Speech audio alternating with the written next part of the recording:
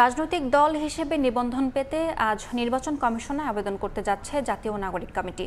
নিবন্ধন পেতে নির্বাচন কমিশনে আবেদনের বর্ধিত সময়সীমার মেয়াদ শেষ হচ্ছে আজ। এর আগে থেকেই নিবন্ধন পেতে ইসির শর্ত পূরণের সকল প্রক্রিয়া সম্পন্ন চালিয়ে যাচ্ছিল ৩ মাস আগে গঠিত হওয়া রাজনৈতিক দল জাতীয় নাগরিক পার্টি এনসিপি। দলীয় গঠনতন্ত্র, প্রতীক, জেলা উপজেলা পর্যায়ে কমিটি গঠন সহ সব প্রস্তুতি চলতি সপ্তাহের মধ্যেই সম্পন্ন করা হবে বলে জানিয়েছিলেন দলটির কেন্দ্রীয় নেতারা। ত্রয়োদশ জাতীয় সংসদ নির্বাচন সামনে রেখে নিবন্ধন পেতে আগ্রহী রাজনৈতিক দলগুলোকে আবেদন করার জন্য গত ১০ মার্চ গণবিজ্ঞপ্তি জারি করে ইসি।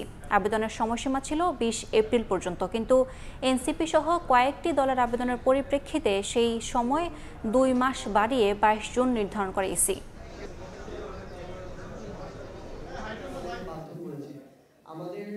আমরা